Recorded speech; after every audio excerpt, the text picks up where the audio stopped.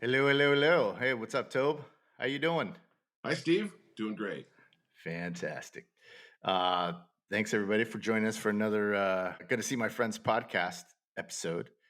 And this week we got a good one. Personal favorite of ours, Point Break, coming up. Check it out.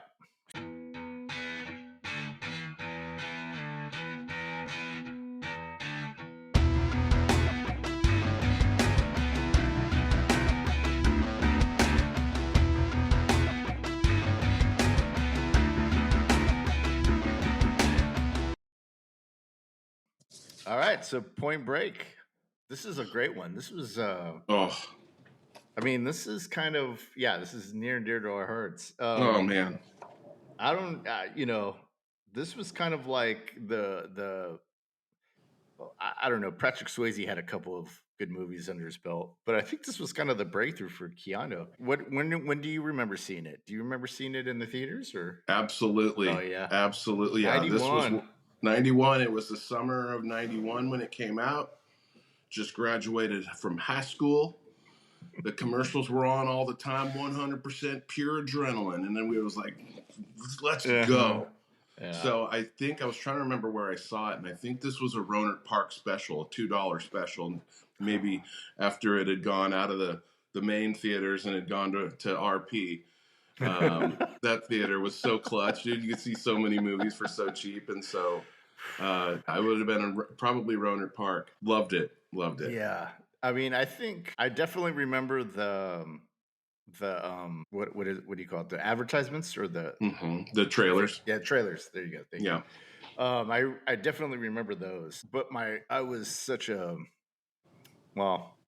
I partook in the devil's lettuce a lot back then, so I don't remember exactly if I saw it in the theaters or if but just remember seeing it in that time, and I Uh-huh. remember seeing it in VHS a lot. I think I Okay. probably have uh, I owned it at some point, but it was so good. It was just like I think at the time too, because we were coming out of the '80s, which were kind of like it was this weird blend of conservatism with in politics, but then also the movies kind of had a little bit of that in it. Not really, but it had a little bit of the Reagan era and the Bush era in there. And then we're coming into the 90s, which is like, the end of the Bush era. And not to get political, I'm just saying at that Right. time. And I think the reason why the remake, well, there was a lot of reasons why the remake didn't fare very well, was because I think that's just kind of was the norm. But at the time, I think the whole extreme kind of thing of like, skateboarding was kind of coming back in Mm. and you had the X Games coming up, and so surfing I think was the new thing to kind of latch onto, and it kind of mixed. It was kind of cool because it mixed like this philosophical kind of vibe with surfing, and that was just new at the time, and or at least movies like that. And I was just stoked. I love that from the get go. I just loved it. Yeah, So yeah, yeah, those are and I think this is there's probably some movies that are a little like that from like our parents' era, but we hadn't seen really our yeah, yeah, stars of we knew Keanu Reeves from Bill and Ted's Excellent Adventure. I think yeah. that's pretty That much was all I knew him yeah, from, and Swayze had just done Roadhouse a yeah. couple years earlier, That's another one we got to and do. was Ghost before that too. It might have been Yeah, before that. So yeah. It was Patrick's the year before. a Yeah, huge star at the time, yeah. and that's And why he's top billed in this movie. well, yeah, and I think that's. Did you when you saw Keanu? I saw him in Parenthood, which came out I think the year before this. Okay. Let me see, Parenthood '89. No, so 3 years before, or 2 years before this. Okay. And I remember him. I never saw Bill and Ted in the theaters. It just Oh wasn't. no. It wasn't at the time. I was kind of a snob. I was just like, oh. But little did I know I was actually more like Bill and Ted than I was, Yep. Right. anything else. But I remember seeing him in Parenthood and thinking, oh wow, is this the guy from Bill and Ted? I couldn't. So I think for me, but I had no idea that he was going to kind of blow up, because after this it was Speed, Yeah. and then he did Dracula after this, and then he did Speed, and then it was just off to the races with him, which is kind of weird because Patrick Swayze I first saw him in The Outsiders. Sure. Yeah. But then have you ever seen this movie Uncommon Valor? It was kind of that. I don't think so. It was with Gene Hackman and Oh, yes, I did see that. Okay. okay, Yeah. yeah, where he goes back to Vietnam to find his son, and Right. the government won't help him, so he kind of hires all these mercenaries or like people in his son's unit to go back Okay. and help him, anyways. And that was the first time I saw him in that, and then I saw him in Red Dawn, Mm-hmm. and then The Outsiders, obviously. So it was kind of like the tale of two careers because Swayze kind of front loaded his career before this movie, whereas I think with Keanu Reeves, I think this movie kind of catapulted him to what he is today. I mean, he just started out. This was kind of the beginning. I mean, people could probably say Bill and Ted, but it was around the same time. So yeah, I never thought, or I mean, actually, I did think, but I mean, I just because after this, Swayze kind of just he didn't disappear. He was still working, but he Right. was in Donnie Darko at the Yeah. turn of this century, and Turn of the century. Don't put it like that. you You're right, remember. though. You're right. You're But right. until the Beast, did you ever see the Beast on A&E? That was a pretty. I didn't see it. I remember at the time, a lot of people were saying, "Oh, it's really good," but I just never looked at it until probably last summer. I started watching episodes on YouTube. They just had random episodes of the first season, or I guess the only season. What is it, a And werewolf show? no, it's he's like an FBI guy, Okay. and he gets a new partner, and the first episode is like training day. He takes his partner Nice. and he's like giving him all these tasks to do. Hey, go do this and ask about this, and then we need to get this information for this, and the and the guy is like, what? And so he goes and he has to get this information from this guy, and he ends up like smoking crack with this guy. And so it's just like this thing where the FBI is actually after Patrick Swayze. And Okay. Wow. Shocking. Patrick Swayze's kind of like this rogue officer. But anyways, let's get back to Point Break. Yes. So Tobe, let's give us the rundown. Like, give us the tales. Notice I didn't Yes, say sir. deeds. I will give you the rundown here. Just a quick synopsis. Yeah. Point Break is written by Rick King and Peter Iliff, directed by the great Catherine Bigelow, who would go on at the time. She hadn't done a blockbuster movie, we would consider like a summer blockbuster type movie. She would, of course, go on to direct not Black Hawk Down, with Hurt Locker, Zero Dark 30. Yeah. Hurt Locker. So she would win Oscars for her directing a little later on. But this is in 1991. It's actually loosely inspired by a book called Tapping the Source, which came out in 1984. Yeah. I didn't know that.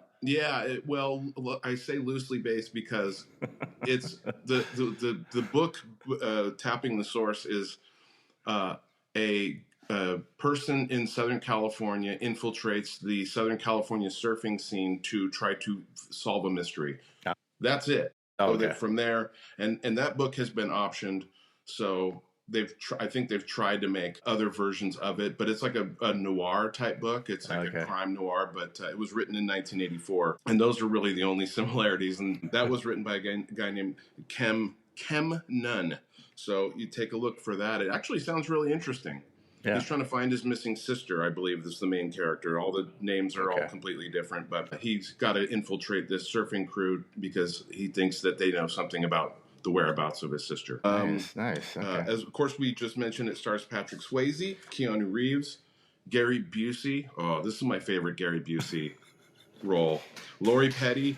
And of course, and John C. McGinley, who you and I just talked about recently from Office Space, who plays a completely different type of character. He plays the boss, Ben Harp. And then you have a bunch of other, you wouldn't call them cameos. Everybody remember Anthony Kiedis is in the, he plays a character called Tone. And then you've got some others uncredited people who, I don't want to get too far ahead of myself because I'll give away my Oh, my Game Six Clay Thompson award if I say anymore. But it was filmed in the summer of 1990, came out in the summer of 1991. It's a 2 hour and 2 minute runtime, and boy, it does not feel like 2 hours and 2 minutes. It's so quickly paced that it really flies by, and it's just a real joy from beginning to end. There's really no lulls in this movie, in my opinion, where you're just you think 2 hour action movies sometimes mhm.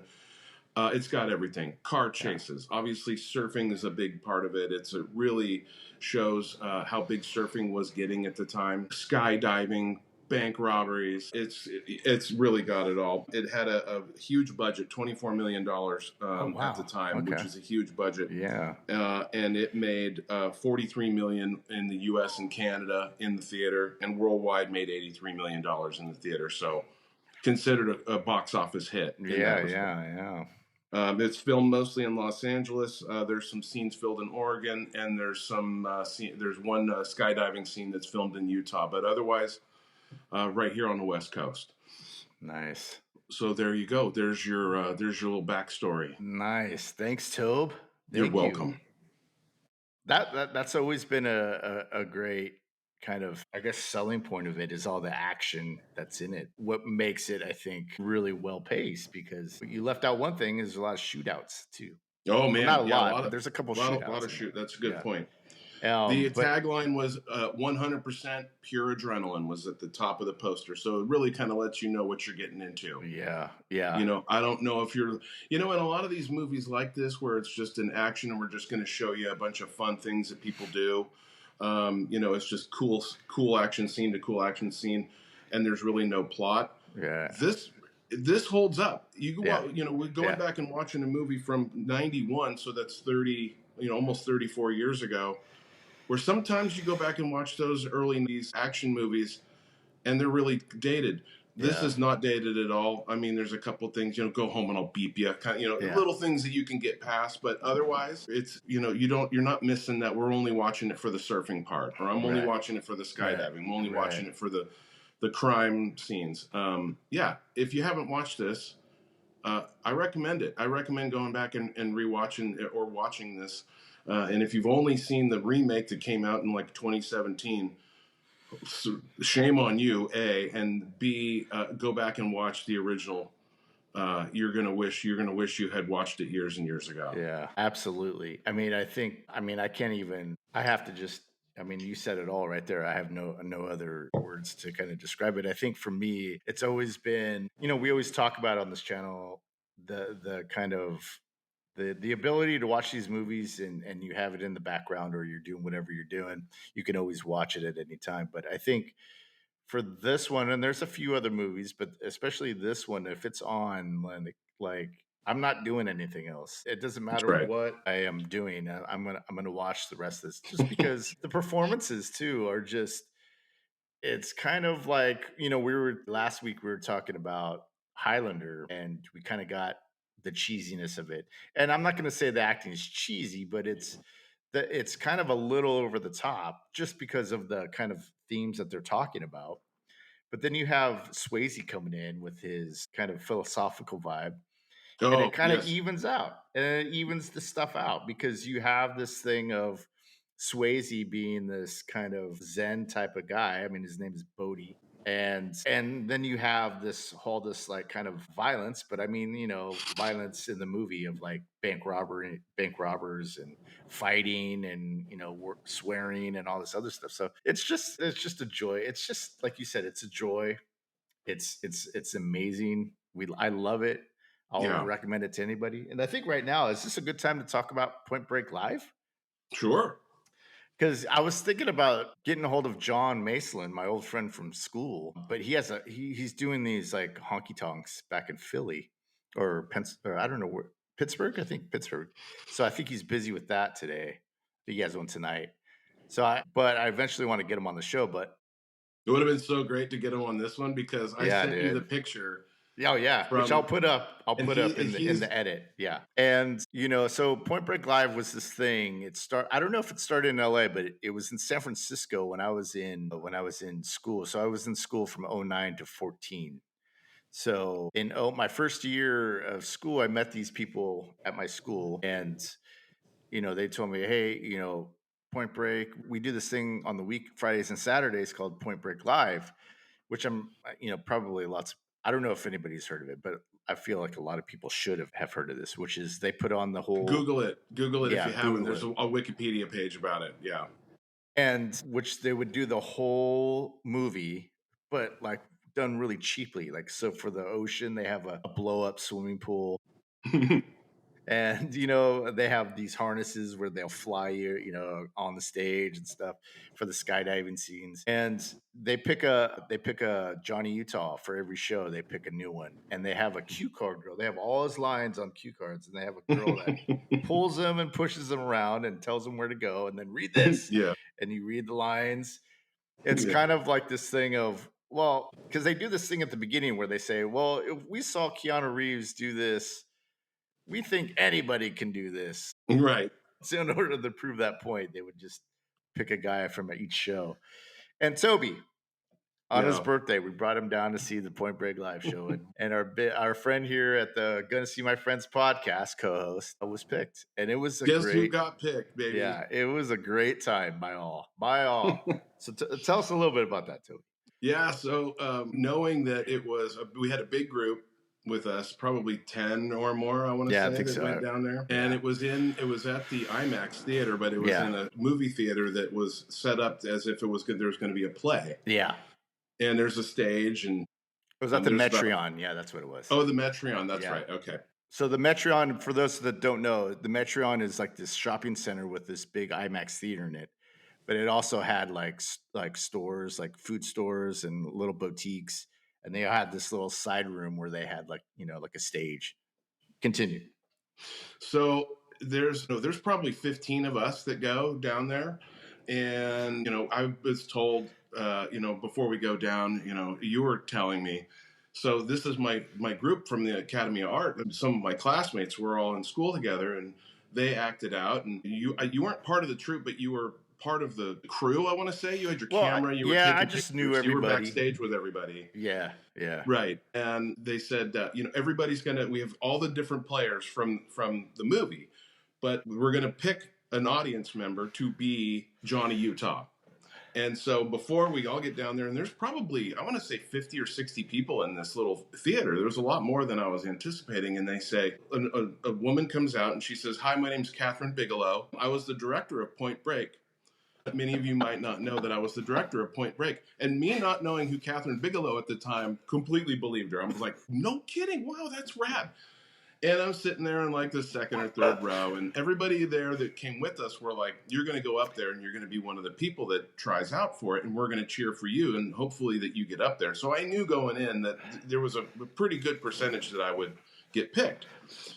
But 15 people go up on stage that volunteer to be Johnny Utah. I'm standing up there and I'm in this line. I'm about 10th down the row, and they say, "Now we're going to hold auditions. And the line that you have to say is, 'I am an FBI agent.' And the audience will cheer for each person, and the person who gets the most cheers will pick as Johnny Utah." And they were saying that, sometimes they'll volunteer somebody who's never seen the movie before. Because, again, the idea is you can either know this movie by heart like I did, or you can and they've picked people for both. They've had people up there and there's YouTube videos of this as well. You guys, seriously, after this, watch some of it. Some of the funniest ones are where the person doesn't know this movie at all. Because this is like 2010 that we're up there. So the movie's been out almost 20 years. Yeah. And so, at this point, if you haven't seen it, probably not going to see it. And how random is this? Point Break Live? What? Yeah.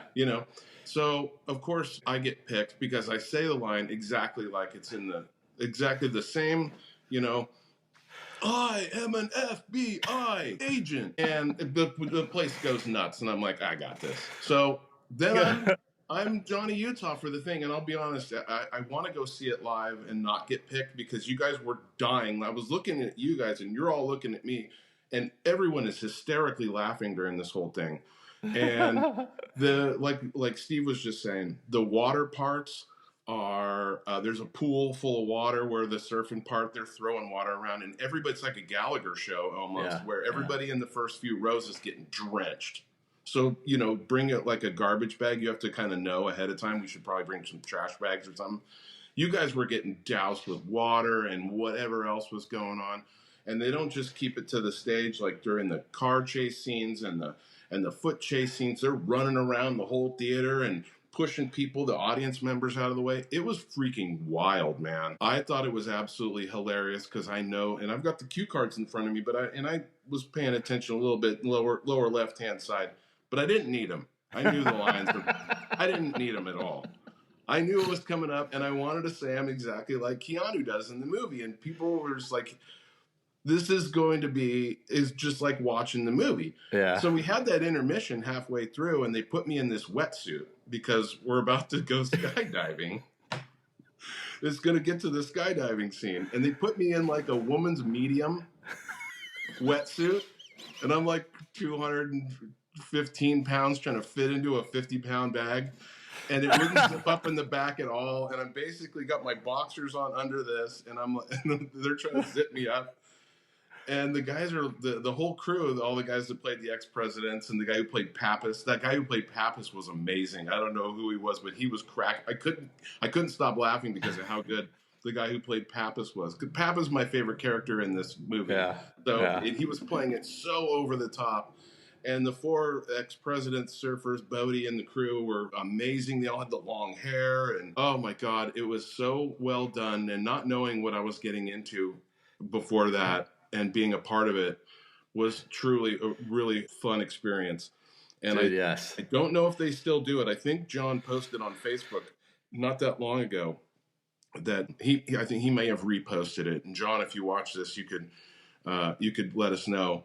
But I think they still do it. Yeah. It like grew in popular. It was really popular in like the early 2010s, and then it was coming back when the new Point Break came out. They kind of relaunched it in LA, or like right around 2020, Yeah. before the pandemic. It probably didn't survive the pandemic, but Well, they did. They changed it to I think in like 2013 or 14. No, wait, 14. They were still doing Point Break.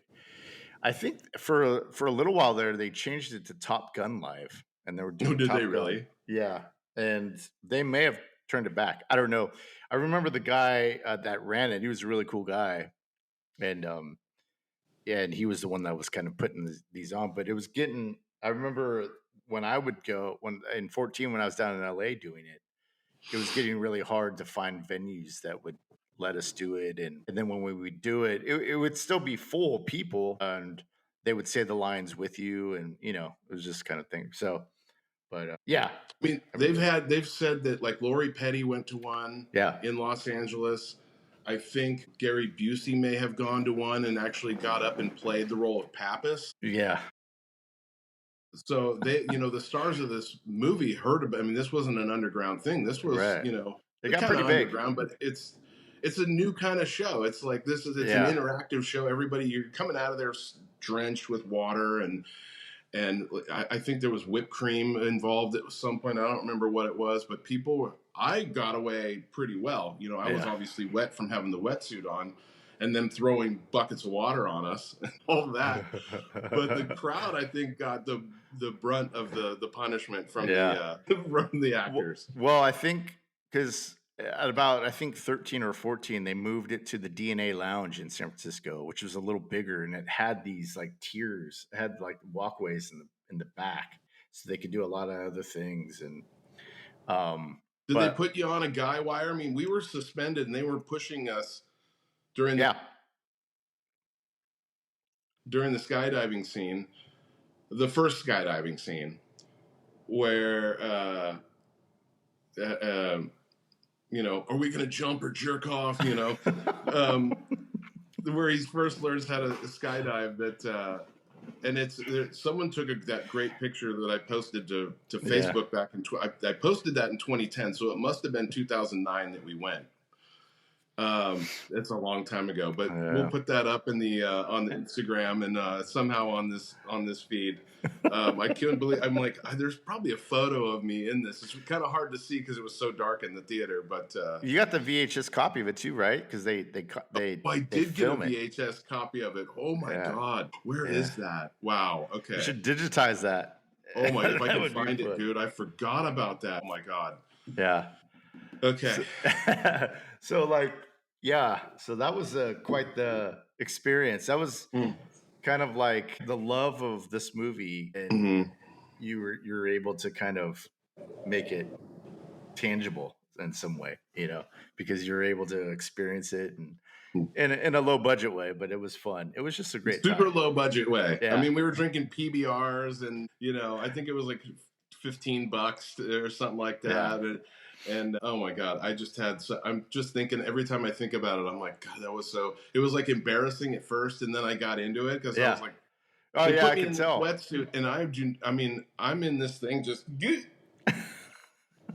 And it's stretched so tight that like you can see my skin through the Yeah, didn't it wetsuit. rip? It ripped like on the side or Oh, it something. probably. I Yeah. destroyed that thing. They were Yeah. not expecting a 200-pound guy. I was the smart. They're all. It's the only one we got, man. I'm like, I guess we're gonna have to make this work.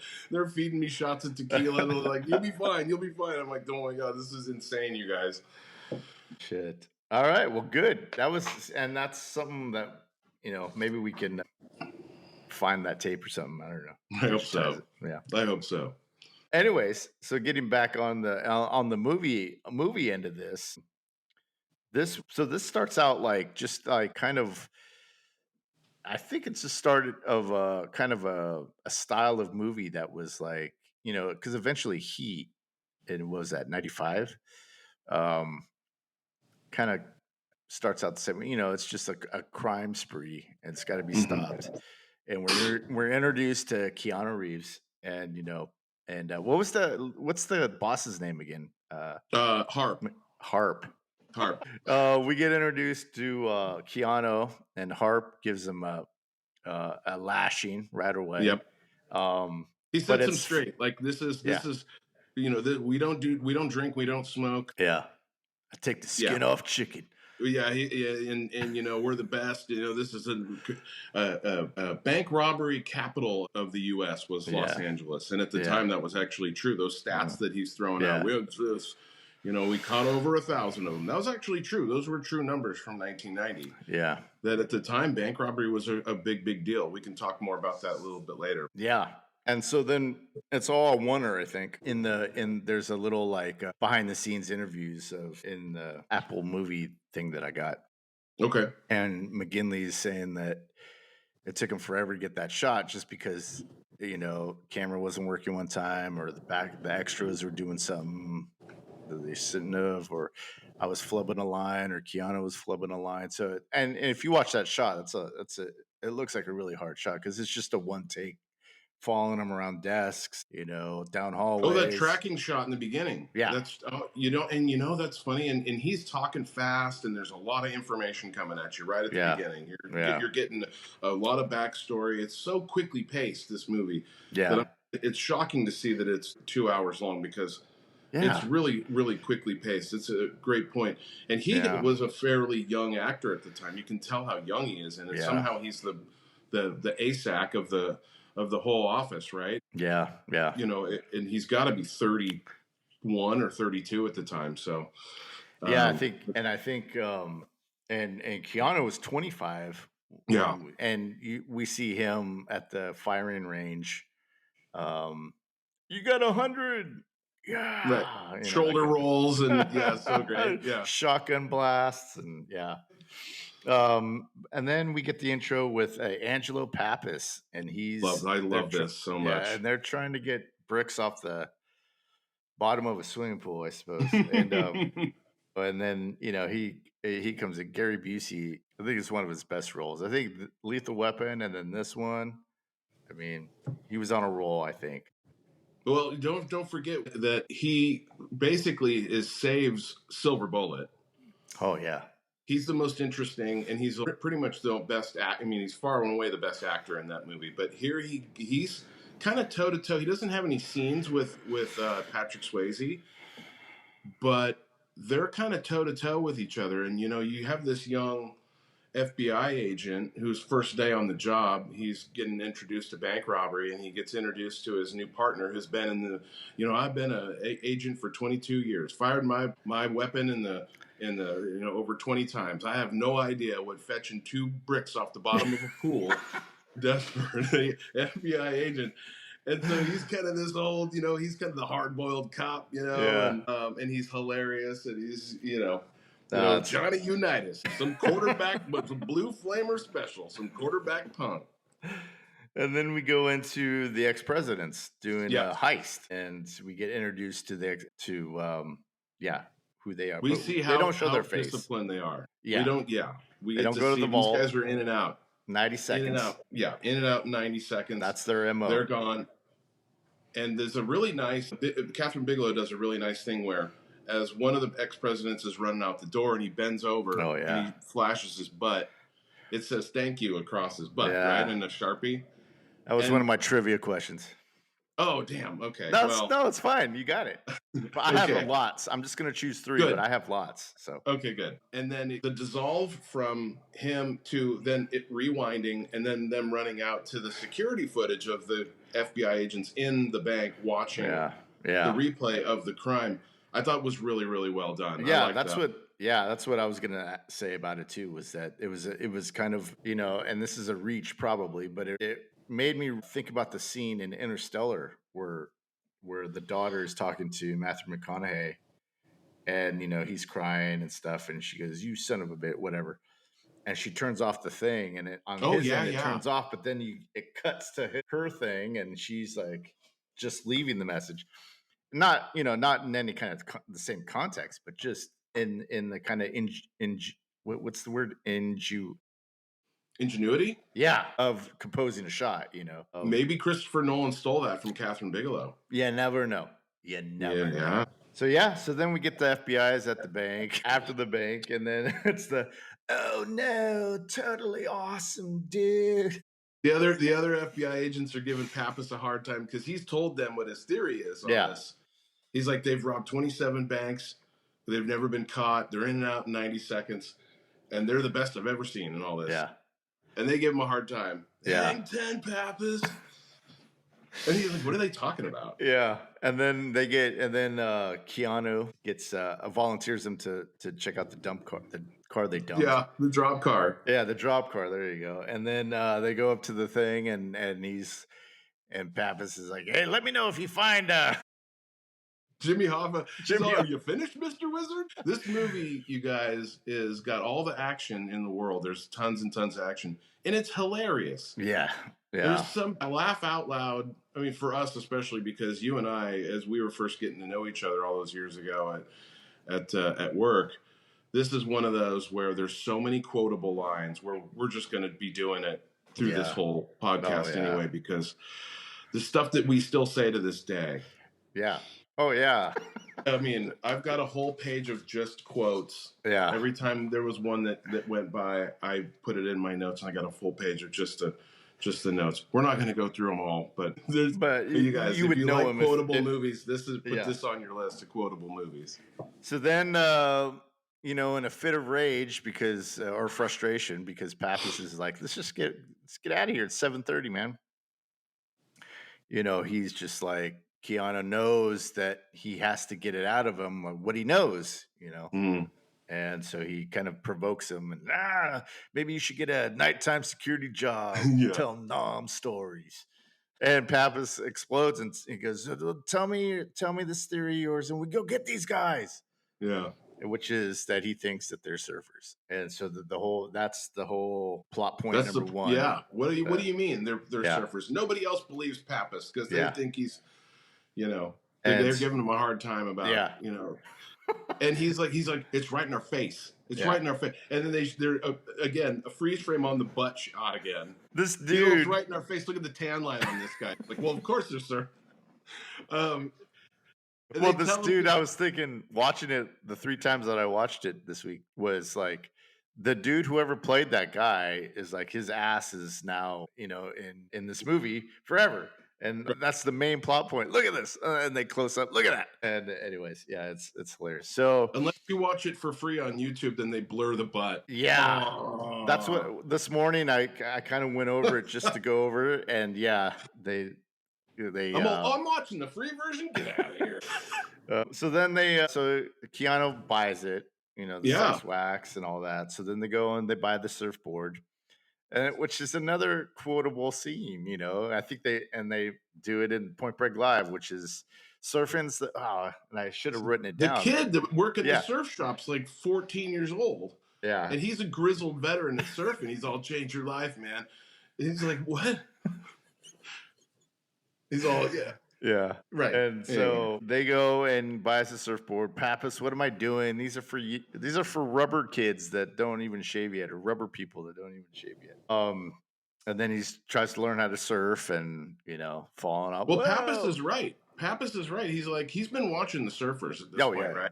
Yeah. And he goes, you can't just walk around with this thing under your arm. You got to get out there with them. These guys talk their own language. They've got like a society out there. And you're just going to go around and walk around like you're, Steve Buscemi, how do you do, fellow kids? Isn't going to work in this situation. Dude, you got to be a surfer. And he's like, the FBI's going to pay me to surf. And he's like, well, it's either you and me out there on the board. How hard could it be? Yeah. You're an athlete. Balance, yeah. It's incredibly hard. So he's learning how to surf, and then he almost drowns. But Lori Petty, what's it? Petty? Yeah. Tyler. Her name's Tyler. Tyler kind of saves him. And the one thing that we don't talk about, or that's not often talked about in this movie, is the soundtrack. Oh my God. And the early 90s was this really weird. This is right before Nirvana. And so you still have, Nirvana comes out this year, but this is before the big breakout of Nirvana. So you have these hair bands and this kind of LA sound, which is kind of the whole nah, nah, nah, nah. Yep. Badass, and they have the long hair and it's glam rock styled. Baby. Yeah. And so there's a few good bands through that. I think LA Guns is on the soundtrack. But during this time when he's, getting saved, Concrete Blonde's playing in the background. I Want You. It's the name of the song. It's a nice montage song. Yeah. It's a perfect montage song for her teaching him how to surf. Absolutely. And then this band Wire Train, I Will Not Fall, starts playing too. I will not. That's it, baby. Yeah, that's the one. And so, we go on and what I don't mean to get ahead of myself. Well, no, and hang on. She points out that they see this dude ripping it up. And I'm missing a page. Yeah. And Utah's looking at Bodhi out there ripping it up. She looks over at him and she's like, that's Bodhi. They call him the Bodhisattva. They do not, in fact, call him the Bodhisattva, which is really kind of a strange thing to say in the movie. I don't know why that's in there. It's always kind of bugged me because at no point does anybody refer to him as that. And if you were wondering what that is, in Buddhism, striving to become enlightened and achieve Buddhahood is what Bodhisattva means. Yeah. There you go. And Steely Dan wrote a song called Bodhisattva. So yeah, I'm missing a page of notes here. So that's where I can't. Anyway, sorry, we'll edit this out. Yeah, do you have it? So then, okay. So so they go to they play football on the beach. Yeah.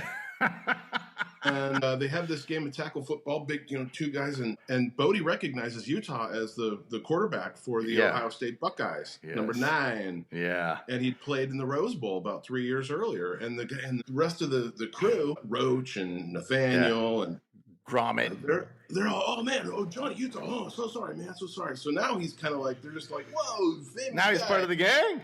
Yeah, he's in. Yeah. And he goes back to work with the surfboard under his arm, and Harp is furious. And it's one of my favorite monologues, I think, of all time. And I memorized it even back then. And if you'll just indulge me for a second. Let's hear it. You see the security footage of Utah trying to get through the office, clunking around, trying to get this 11-foot surfboard into this office. And it cuts to Harp going, Special Agent Utah, This is not some job flipping burgers down at the drive-in. Yes, the surfboard bothers me. Yes, your approach to the whole goddamn case bothers me. And yes, you bother me. I love it. I just love John McGinley is so good as this, just so pissed off at everything that these guys are doing. These guys are going to get, he's got probably a Pepto Bismol on his desk. These guys are going to make me to an early grave, and he's in charge. And these guys, what did Pappas? I can't believe you talked me into this. Well, And that's Pappas, Go right? ahead.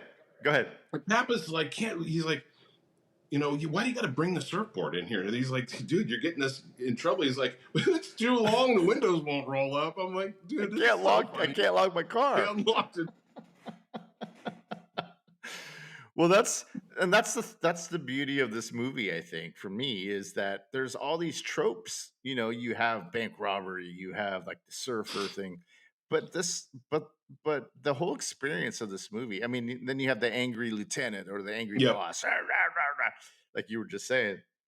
But it flows, and the joy of this movie kind of it rises above all that stuff. So even though you see all the stuff that you see in other movies, and you think, oh, okay, yeah, they're doing this thing, and that doesn't matter, because this thing is just the way it's directed, the way it's acted, the way maybe it's even written. It just kind It's of entertaining. Yeah, it's just and you don't, you just listed those things off, and I've seen this movie. Couldn't even begin to tell you how many times I've been in the play. Yeah. And I don't think I put that together. That it's kind of formulaic in that respect. There's a love interest. Yeah. There's a great, there's good tunes, kicking tunes going on under there. There's not oldies that they're playing. These are like kind of modern songs. Yeah. And you're right. Never really, I just watch it because it's kind of, I consider it a standalone, but the more you're pointing things out, I'm like, yeah, I mean, you don't even think about those things. No, because, you don't, because you're in it with them, and you're like, oh, this is so cool, this is so fun. And then you believe Bodhi is he's this really gregarious guy, inviting people in. He's the coolest guy in town, and yet he's okay with you. Come on in. Yeah, it's so cool in that. And I think another thing that they do real well is when they say, Harp's like, you guys, for the last 2 weeks, you two have produced exactly squad. And meanwhile, the ex-presidents have robbed 2 more banks. Yeah. So now you get this little backstory where, like, they're way behind, dude. Yeah. These guys are, they're just running wreckshot over the town. And these guys are not going to get stopped. And Pappas goes, it's 28 banks. And what do we have? 1 fucking hair. Oh, 1 hair. Yeah.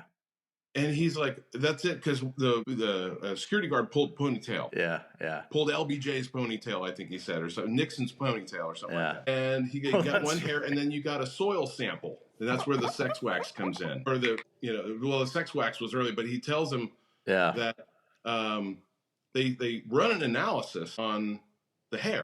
With the 3D graphics and everything. They do. They got gas chromatographs and the whole works in this place. And I think it's really, and this is for 1990. Yeah. This is some CSI stuff here, man. They're going forensic files on them, and they figure out that all these different levels of toxins that they find in this hair could mean, if we can figure out, there's always closing the beaches because of oil spills and all that. Not so much at the time, but at the time this was true. Yeah. You've got all these, you got the nuclear power plant that's right there, and not that they're dumping chemicals, but it was true. The water was nasty back then. It's much better now. But we do this at our work too. We find just 30 seconds to figure out where certain cosmetic products are getting their talc from, for talcum powder products. Yeah, we'll run spectralysis and run it through a gas chromatograph and figure out what what's in all this, and we could figure out what talc deposit in the world, what talc mine is coming from somewhere in the world. Wow! By the different levels of all these things. So what they're doing is actually, especially in 1991, is actually really, really smart. Yeah. And this is the key that gets them on the case for the ex-presidents, because if they can figure out what break that is, that they're which beach they're surfing, then that's the one where, I mean, Yeah. what are you going to do? You can't just go out and what are you going to surf all the whole coastline of Los Angeles? There's So this cliffs is on how both sides. you're right. They figure out what he's like, nice Point Break. And by the way, they do say the title of the movie and how it's just boom, drink for saying the title of the movie. But that's yeah, that's the and wait, so yeah, and is that when they get in he gets into the fight with Kiedis and Warchild and yeah, Bunker and all Bunker. them, the Death Squad. So they go to that Point Break to figure out which one it is, and they figure out which Point Break it is. Long surfable rides, and he goes out there and gets his butt kicked. Right? Stay off my wave. Right. They're gonna tell him, oh, this is where you're gonna tell me like yuppies like me shouldn't, this, go back to the valley. That would be a waste of time. Right. And Anthony Kiedis is so great. And Anthony Kiedis is really at the height of his powers with Red Hot Chili Peppers, where everyone's like, there he is, dude. Well, they had rehearsals on the weekends for that fight scene, and he missed all of them. So that's why he only gets that one shot, and then he gets thrown out of the group, and then he runs in. Yeah, so because they had to choreograph all that fight stuff. Yeah, interesting. And so Bodhi comes to the rescue. Bodhi's there. Yeah. At the beach. We're just which Utah doesn't put together. Right. So what's Bodhi doing there? Yeah, I never thought of that. Yeah. There's this 4 guys. And Pappas has said, you're looking for 4 guys. It's going to be a group within a group. You're going to know it when you see it. And so here's these 4 guys that are just raising hell, driving all of. They follow him. They follow him to Pappas and Utah follow him.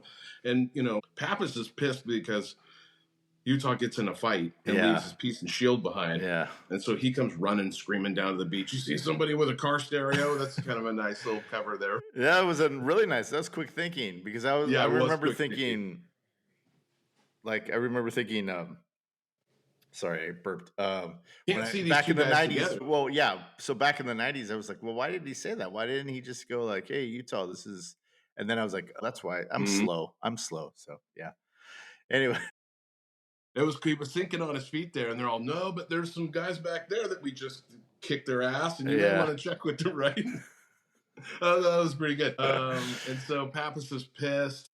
And they follow them. And then he's like, oh, yeah, did postdoctoral work at Chino. I like it. Yeah. They think these are the guys. They're fitting the T. Yeah. And so let's stake this place out. Meanwhile, I got to go. Bodhi invited me to his house party tonight. So he goes to house party with Tyler. And they go night surfing.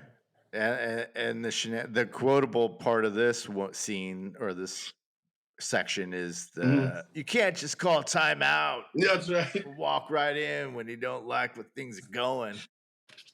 And just like that, the ultimate, if you want to, what the ultimate, what is it? It says this is young Gromit. That's this. You can't just call timeout and stroll into the beach if you don't like the way things are going. Well, what does Swayze say? He goes, if you want the ultimate, if you want the ultimate, you got to pay the ultimate price. There you go. Yeah. And that's when Keanu was like, what's the biggest? Waimea? Ridden? And then they start busting out beaches, and Swayze's like, Bells Beach. And Bells Beach, Australia. Yeah. No way, Bells is bigger than Waimea, bro. But then after that, they go night surfing. And then they make Keanu and Tyler kind of hit it off and make love on the beach. And he wakes up late. Yeah, he wakes up late in the morning on the beach. Nice little touch. That's very. You wouldn't do that up here in the North Coast, but you could probably get away with it down there. Right? I think yeah. And he's late to his own. What is it? Late to his own bus. What a flake! A flake. And Pappas is so good at running interference. He's going to walk up to the door, but he's going to be looking like he's missing his dog. Scooby! Meanwhile, as he's running around, you seen a dog? You lost one? Nah, man. And he's knocking on the door. The FBI's got the house surrounded. Keanu looks through his little mirror and he sees these guys pulling out an arsenal. Yeah. And he's like, you got to tell. to tell Pappas to be careful. You pull him out. Don't let him pull his badge. But the next door neighbor, nobody can hear him is because the lawnmower's running. That next door neighbor, man. What a time. What are you doing? Like 8 a.m? I know, right? God damn it. You got to get an early jump on that grass. Well, see, what I like to do the night before is put a lot of fertilizer in there and in the early morning. Yeah, whatever. Anyways, so yeah, we get this little thing of like he almost gets his face gnawed off. Well, first of all, they have the shootout in the house. In the house, Kiedis loses his foot basically. Yep, he's freaking out. Kiedis is so good in that because he's kind of like a game over man kind of character in that, you know. Chill out, man. He's like, come on, chill out, man. It's gonna be fine. It's nothing. It's not nothing. And these guys are all just like so like, no, hide the stuff. Yeah, and we So then they all go in and they have a shootout in that little tiny little house in like a couple of rooms, and Keanu takes War Child. Was it War Child? Yeah, it takes War Child, and they fall out the window, and they're fighting around the lawn mowing machine, and Keanu gets his face mashed up, man. It's pretty stressful right there, and you're kind of wondering, boy, this is not a good way to go, having your face hit a freaking running lawnmower. So, and my mind goes to dark places of like, what if that was real and it really happened? God, what a way to go. Anyway, so then it's a yucky part. It's definitely a yucky part. Yeah. And it turns out that they arrest the guys who are still alive after this. And Harp walks in, and Tom Sizemore's character comes in, Dietz, who's a DEA agent. Undercover. And he's been he's in deep cover for the last 3 months. These guys are selling meth, as it turns out. They're not the bank robbers, because how can they be robbing this bank on this day when they were in Fort Lauderdale on that day? So whoops-a-daisies. And we go from Utah, and things are going great for Utah. Yeah. He's learning to surf. He's got this new buddy, this really cool buddy. He's now got a girlfriend. I mean, he's part of a surf gang. On this. He's part of a surf. He's like, this is cool, man. And then he's in trouble, right? Yeah. So then he sees over from scratch. Yeah. Well, then he sees he's surfing. He's going out for a surf. They wake him up. Hey, let's go. Mm-hmm. And then they go in one morning, and then one of the surfers moons the beach, I guess. Yep. And then he clicks he moons. Yeah. And then he realizes they're ghosts, and it's that this is the gang. This is the people that are robbing the banks. Now we got him. And I'm pretty sure you're not 100% sure. I mean, it's not shown to us, the audience, either. I mean, you can hear Patrick Swayze's voice, but they don't, come out and they don't show us who the ex-presidents are. Right. So at this point, for the audience, we don't know who the ex-presidents are. We really don't. So. And so then he follows them. He goes here. He goes there. He goes to Tower Records, buys some CDs. Goes to Patrick's Roadhouse. Roadhouse. Yeah, Patrick's Roadhouse. That's a. Yeah. So then nice he tails touch him. And then he tails him to a bank in which he watches them case it. And then so they're sitting, or they're cashing a check. Yeah. So they're sitting there themselves. They go the next morning to watch the bank. And another famous line, which, the Point Break Live had T-shirts made of this, which was, Utah, give me 2. So good. That's probably the most famous line of the whole movie. Yeah. Yeah. So famous, in fact, that we said that so frequently. Whenever anybody would get up to get another drink out of the refrigerator, if somebody like at my apartment in the later 90s, where I'm living with my roommate Rob, I get a cat, and it was really hard for me to name cats because I wouldn't just get a cat and go, okay, this one's going to be called Rocky, or this one's So I had this cat for a couple weeks, and we still hadn't landed on a name. But whenever he or I would get up, or my brother would come over, Troy was real big on this too. He's still to this day. If he sees I'm going to the ice chest or going to the Utah, that's all you have to say is Utah. Give me 2. and so we have this cat, and Rob's all, well, what about Utah? Yeah. And I'm like, boom. So if I may, real quick. found this picture from Oh, those days of me in Utah. look And at here's our that. cat from 1998, 99. There's my boy Utah. He was a good boy. Look at that. Look at that face. Oh, Look a at that face. hooligan. Yeah, and I look like I'm going to get into a Donnybrook with a shillelagh. This guy. I look like I'm shipping up to Boston in this photo. Either that or you're on the north side of England or the north part of England. Going to see the Manchester United. I can't do the Oh, accents. God, yeah. Yeah. The boys are going to take the pitch. So then, let's see. Yeah. So shootout. So they're on the presidents. But Yeah. they So that Pappas is reading freaking Calvin and Hobbes, and Utah's going to get two meatball meatball sandwiches. sandwiches and a tuna on wheat for $7. Yeah. Don't ask me how that worked out, but Yeah. don't get But me then, started. they in the midst of them doing all this, they actually rob another bank. You see the presidents run in, Yeah. rob the bank. Behind Keanu while he's They ordering. come out, and the car chase ensues. Yeah. Great car chase. And this car chase reminded me a little bit of Bullet, and I don't know if she did this on purpose. Probably. But the Bullet car chase was really famous because of how many hubcaps yeah. were lost. There was like 7 hubcaps off the same vehicle that were lost in that the most famous car chase of all time in Bullet. But if you watch, there's like the same car loses 7 hubcaps. I think in this one, the hubcap flies off. You see it roll on by, and then on the next turn, the hubcap is back on. So Yeah. not a whole lot of hubcaps in the world anymore. But this is probably one of the reasons why we got rid of hubcaps. Yeah. But great car chase. The presidents ditched their car at a gas station, lighted on fire. Swayze's standing there with this shooting the flames around for some reason, and that gives Utah enough time to catch up to him. And then they're on a foot chase, and he's chasing Reagan. He's chasing Reagan, and it's a great foot chase. They're going through the alleys somewhere in Los Angeles. Reagan throws a boxer at Utah. I thought that was a nice touch. That was another trivia question. You got man, you're on it. I'm like, he throws a full-grown dog at him. So cool, right? They did that humanely too. There was a whole. If you go to IMDb trivia, they have. Or no, wait, is it trivia? Where they kind of explain how they did that? Probably, yeah. Yeah. Yeah, that's a great chase. I mean, that whole sequence is pretty good because you're like 5 minutes into it. I mean, the whole thing lasts probably like 5 minutes. I don't know. I can't remember. It's long. You're into it, and you're at the very end. When Swayze gets away and Utah shoots up at the sky. You're like, whoa, that was a long sequence. It doesn't hit you until the end, but you're just so into it.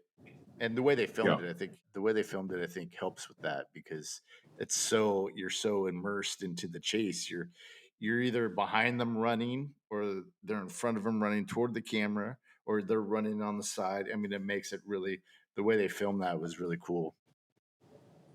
Yeah, they caused some collateral damage in there, busting through sliding glass doors and knocking fences down and whatnot. You're kind of almost expecting, like at the end of Ferris Bueller, where he's just all, smells good, soup's on, as he's running through these houses. Did you pick up on that either? No, don't get up. Don't get up. Somebody just say something funny in there somewhere. But so then they, so Pappas is pissed because everybody got away. Which I was thinking, like, why wasn't there any backup, on that? Long enough chase, they would have had the helicopters out. They would have had all that, especially in LA. But for sure, that's neither here nor there. Yeah.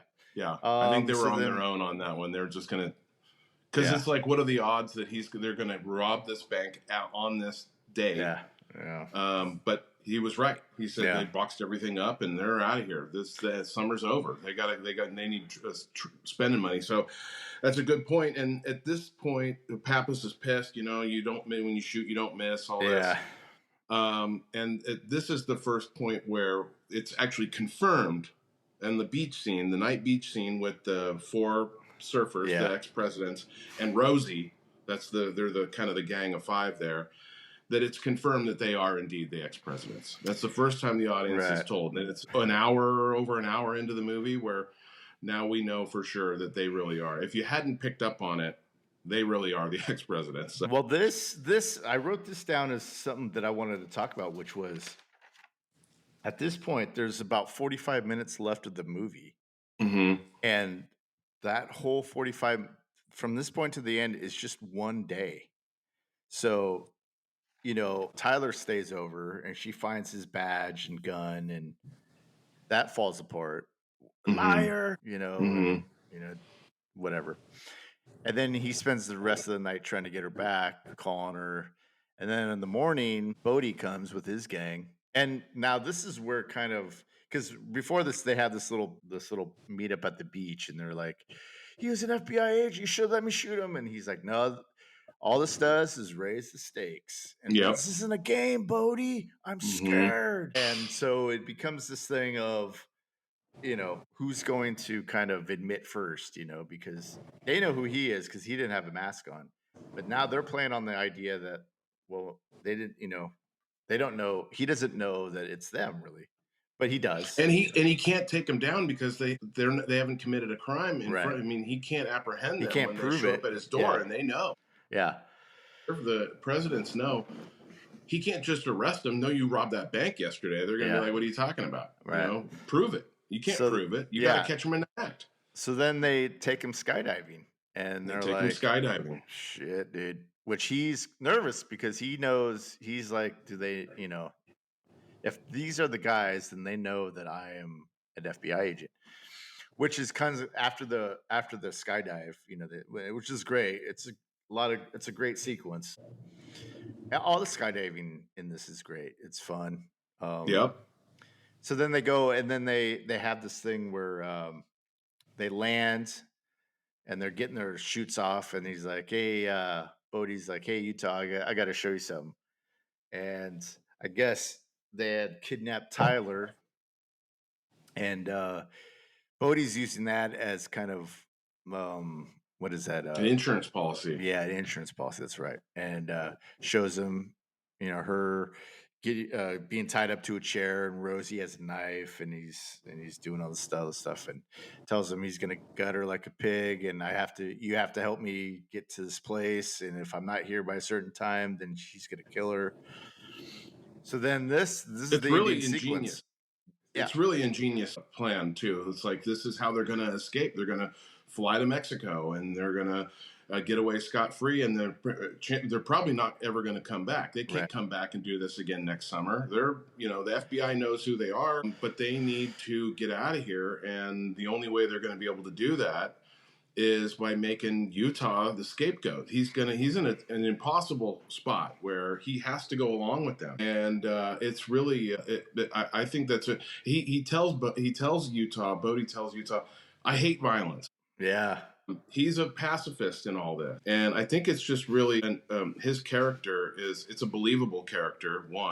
I think it's a really believable character where he's telling everybody the other guys, Pappas had said in the beginning, the ex presidents rob banks yeah, to fund the endless summer, and yeah, I think for the other three guys, Roach and Nathaniel and Gromit, that is true. But for Bodhi, that's not what he's doing at all. He's in it for the spiritual side of it, and he's yeah, going to show those people out there driving around in their metal coffins that there's more to life. He's doing yeah. this as a message to society. Right, It's like a right. kind of a Tyler Durden kind of thing. Later on, we'd get kind of a Tyler Durden where you're an anti-hero, really Right, is what right. this character is, and it's believable. You're kind of rooting for him. Yeah, that's what makes this film great. Is like Yeah, it evens the sides of like, well, you can see why, you can see why this is happening. This is why he's doing it, and there's I think more it. to it than just we're just going to get some money to Yeah, party all the time. It's right, not what it is at right. all. Not for Bodhi. Yeah. So, but then, they rob another bank, and they force Keanu to come with them, and he doesn't have a mask, and there happens to be an undercover cop. But then Bodhi, and maybe you can speak to this because I couldn't Yeah, really find a reason, but maybe it was because it was the last time they'll be able to do this. But they go to the vault, and so they spend a little more time. But there's an undercover cop, and he pulls out a gun, starts shooting everybody, but they have bulletproof vests on, and so Bodhi has to shoot the cop, and and he's never shot anybody before. yeah, You can tell. yeah. So I don't know why they decided to go to the vault. I think maybe he just wanted to get Utah into this much more trouble Yeah, maybe. because Yeah. he's making Utah. He can't be an FBI agent after this. He's now Right. on security as with the fifth president. And he's standing there Right. with a shotgun in his hand, an unloaded shotgun in his hand. Yeah. Can't have you walk in there with your dick in your hand. So he's now an accomplice to Yeah. the ex presidents. Yeah. And we lose, who is it? With these Gromit No, and dies. Gromit dies. Yeah. Yeah, young Gromit dies. And then the other guy, the Nathaniel, or not. Nathaniel's shot, but he's got a bulletproof vest on. So he's shot. The guy who was The guy with the shotgun? Jimmy Carter's character. Yeah.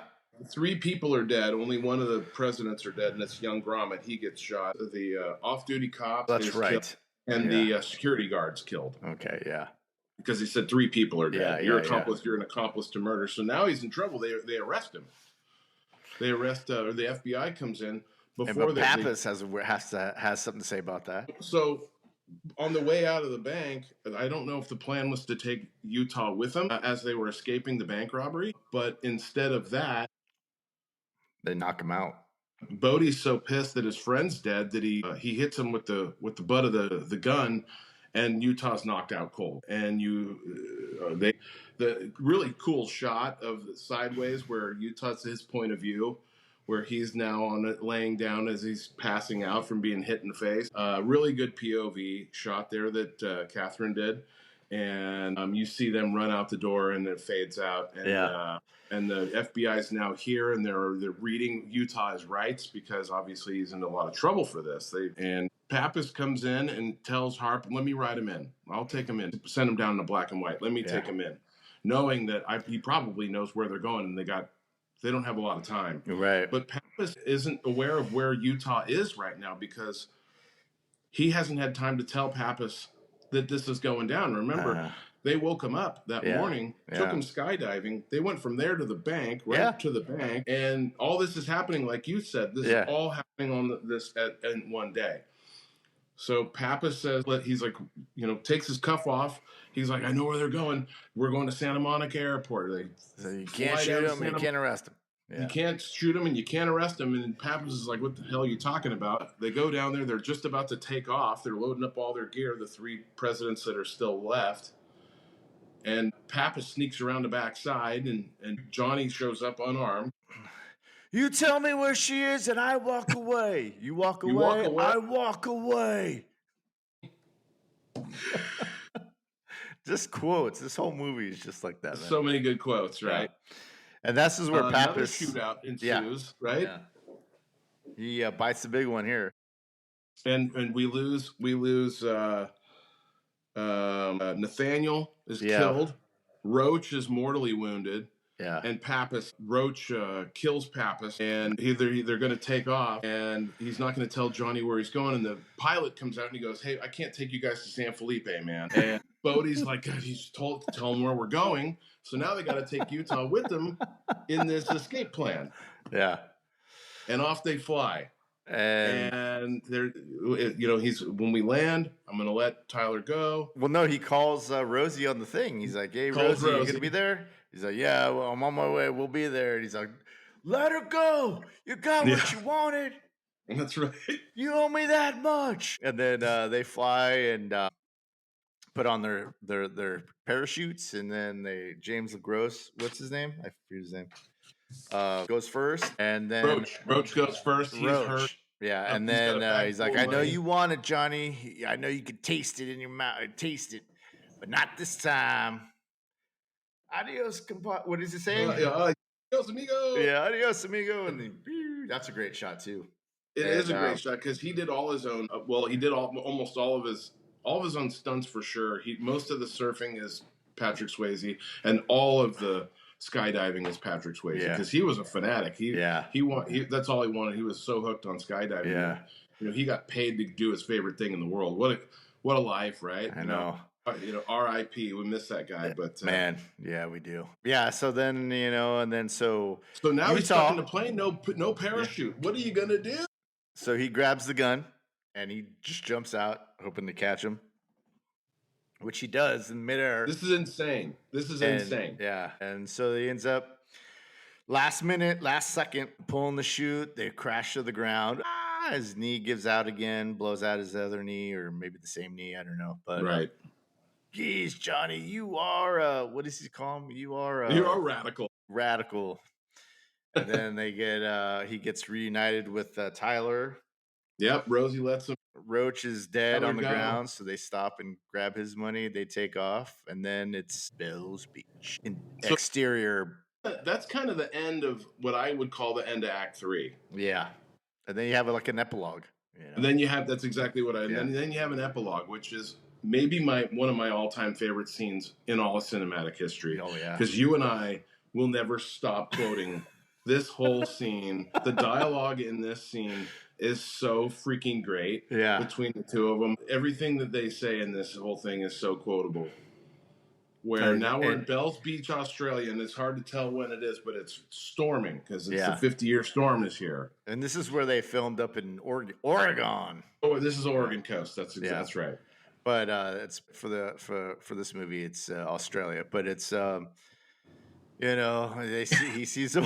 Utah comes walking up to this guy wearing a poncho, gives him the whole. He throws the mask. The Reagan mask lands in front of Bodhi, and Bodhi's not that shocked to see this. Yeah. He's kind of always, I was wondering when you'd catch up. You know, he's all Special Agent Utah. And then and then they go through where he trailed him and all that, and he goes, "You gotta wait." What does he say? You gotta go down.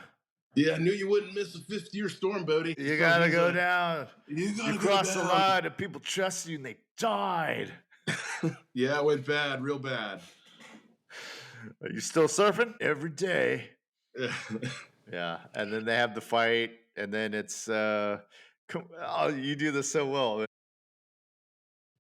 Oh God! So anytime, and this is another moment where anytime, like somebody's lost, or if I'm lost, or I'm not sure what direction to go. No, it's like if we were gonna go to the bar or something back in our old days. It's like if we're gonna go out and be like, well, just meet us down there. Well, where? No, just come with that. No, hey, there's cliffs on both sides. It's not like I'm gonna paddle to New Zealand. Oh shit! Yeah. So good, and some of Keanu's maybe a little bit more wooden kind of. I don't know if you'd call it acting. Swayze's just such a pro through the whole thing, but yeah. You know, he's got him cuffed, right? Yeah. He's got Bodhi cuffed. He's caught his man. He's like, okay, man, okay. Good for you. Got your man. Good for you. Yeah. You know, you're a hero, and Special Agent Utah gets his man. But you know, I can't handle a cage, man. He's all, just let me get one wave. Just let me get one wave. Yeah.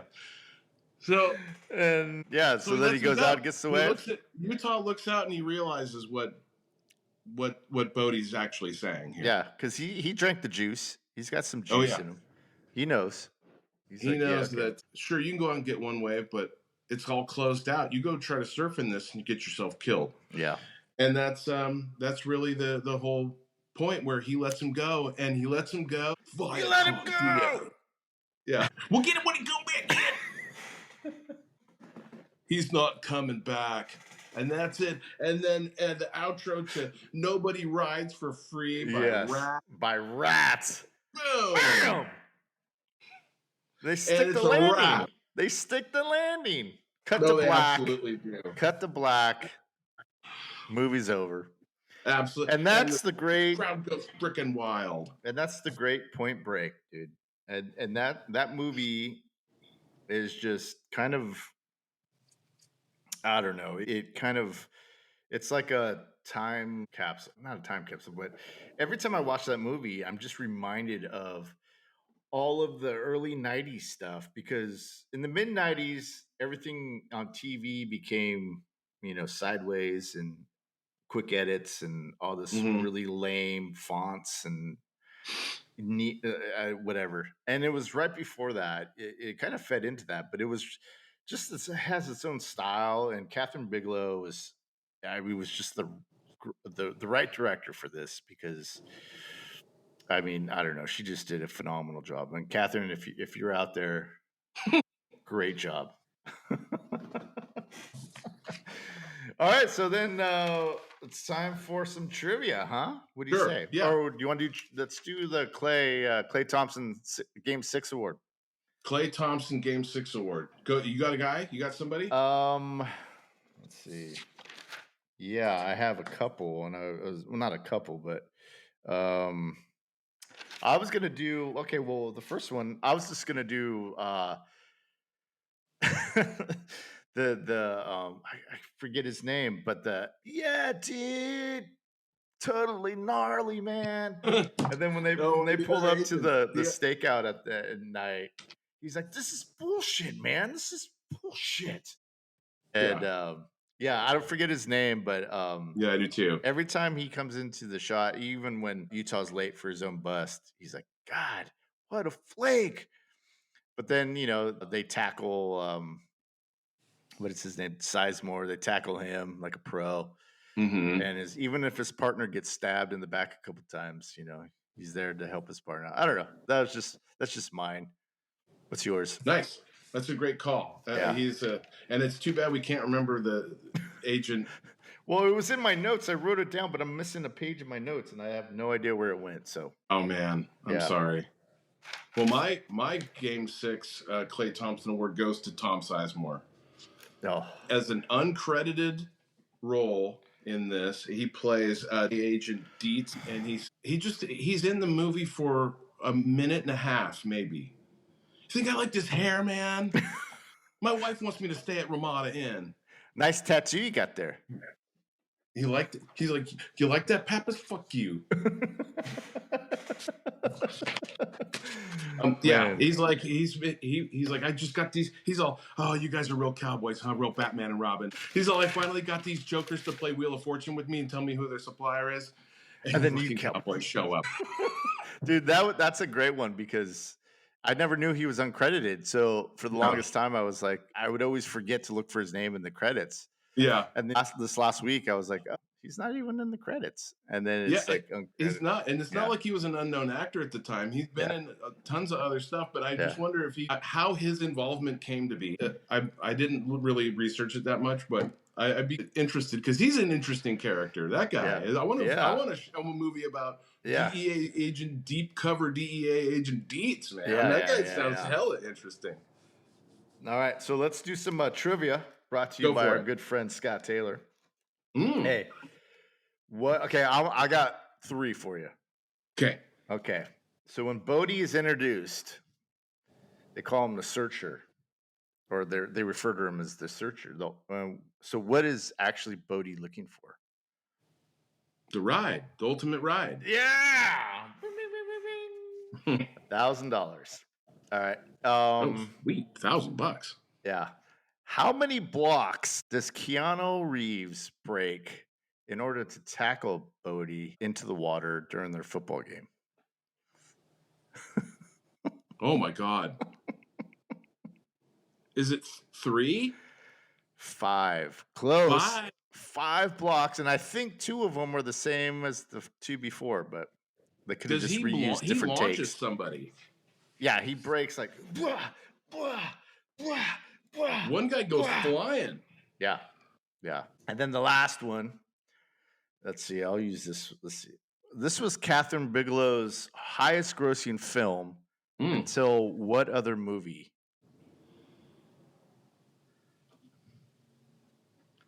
Hurt Locker? Zero Dark 30. Oh, Zero Dark 30. Bam. Yeah. All right. What do you got for me, buddy? I don't know that I have any trivia. I was going to mention that just a little bit. We don't see a lot of bank robberies anymore, and bank robbery was a huge thing in the 90s, and they were a lot more frequent. Yeah, there were close to 8,000 bank robberies in the U.S. in 1990, which is the year they filmed this, and in 2023, which is the last year those statistics are available, less than 2,500. So it's really, really gone down a lot. Yeah. And the reason why is because A, there's a lot better security now.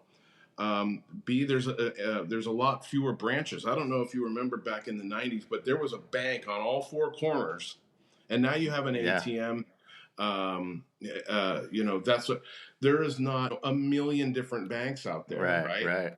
So it's just fewer banks to rob, and yeah. So I thought that was actually really interesting. Yeah, The that most is interesting. prolific bank robber of all time was a gentleman by the name of Carl Gugasian, who was known as the Friday Night Bank Robber. They estimate that he had robbed over 50 banks somewhere around $2 million that he had robbed. Wow. He would hit he was called the Friday Night Bank Robber because he would hit the banks just before closing time on Fridays, where he thought there would be the most amount of money either deposited. There's fewer people in there. And he started in 1973, wasn't caught until 2002. Oh. He was sentenced to 115 years in prison, but the judge reduced it to 17, and he was released in 2017 at the age of 69. So our boy Carl is still out there kicking it. And they've done documentaries on him. There was one called the Friday Night Bank Robber. Okay. But he wore a Halloween mask, some kind of scary mask, and the idea was to strike fear into people, because that's how you get the crowd. The people in there, you gotta strike fear into them so that they submit, and they won't. Nobody's gonna, I'll get you. That's what Bodhi was saying at the end there. You confront him. See, that's the quote I don't know, but when he was talking to Utah in the back of the van going to the robbery, the last it's a dog mentality. Yeah. Cool, man. All right. So final thoughts. You got any final thoughts for us there, Tobias Maximus? I think I was gonna put something together for you. I think I do have a little something for you here. I was thinking, what would for my final thought, really, one of my final thoughts here, was this is one of those, we see usually the villains are the more interesting characters in a movie. All the villains are much more interesting than, Darth Vader's way more interesting than anybody else. Luke Skywalker's the hero. Nobody's favorite character is Luke Skywalker. He's way down the list. I mean, for Christ's sake, Boba Fett's higher up on people's list than Luke Skywalker. Boba Fett was on screen for like 14 minutes in 3 different movies. So that's really where we are sympathetic to the ex-president when he's describing that what he's doing is actually living. This is, instead of these people that are inching along. Sorry, my cat's freaking out because it's about an hour past lunchtime. So I'm gonna just end with that. Okay. But your final. Yeah. Anyway. Well, my final thoughts. Again, I'll just reiterate what we've probably just been saying the last hour and a half is that this is just a great movie. It's an all-around kind of really balanced movie. It's not heavy, and it's kind of, you can go for a ride, and it's like a joyride. You enjoy it. Then the minute you're off, you're like, "Whoa, what was that?" I would recommend this to anybody, and I give it, I give it a 10 out of 10, and I don't, by no means do I think this is a perfect movie, but I just mean in terms of enjoyment. There's nothing really that you can kind of say that it's, like you said, there's no slow parts in it, or there's no parts that really bog down the whole pace of it. It's just a great movie, and I love it, and I will recommend it to anybody. So that's my final thoughts. You're absolutely. There's no 2 hours long, lots of dialogue, and there's no superfluous information. Everything that they're saying, all the dialogue that's happening in this is all pertinent to the story. Yeah. Whether it's the romance between Tyler and Utah, whether it's the connection between Bodhi and his crew, and Bodhi and Utah, and Pappas and Utah, and Pappas and Harp, and there's no throwaway lines in this. You couldn't. I would be interested to see what they edited out. Yeah. Because whoever did the editing, I'm not missing anything. You're right. There isn't a little like, whatever happened to I can't think of anything that's missing where I'm confused by any part of it. Well, so I think Carlos, Bud. Carlos, you're fine, dude. It's fine. Sorry. We love the guests. We love Okay, cats. good. This is a cat loving Sorry. zone. I'm sorry, pal. But yeah, I mean, I think what was I going to say? They kind of hint at like, Tyler's parents died, and Yeah. so, but that's all you get is like they died. And I think movies nowadays would probably like go a little bit into that just to make her character a little more deeper. But that's not the point of this movie at all. It's not to be deep. It's just an action movie that cares about the action. And I think for its time, it kind of at the time, like I was saying before, skateboarding and all these other things were kind of the extreme sports. But then it's a movie about surfing, which you don't attribute to kind of any kind of crime, unless it's maybe graffiti or something. I don't know, especially back in the '70s. But yeah, it introduces this surfing as kind of an extreme sport. So it was great. I love it. Love it. Yeah. 10 out of 10. Extreme sport. That's a good way of putting it. Yeah, You're right. yeah. All I'm right, getting cool. into it. Well, for those who are watching, thanks for staying with us. Yeah. Give us some comments, comment down below, give us a follow. We're still learning as we, how to do this thing, and we're having a lot of fun. So, Toby, you got any last words? Welcome to SeaWorld, kid. Sweet. I love it. All right. Well, thanks, everybody. And we'll see you again next week. Yeah. Take care.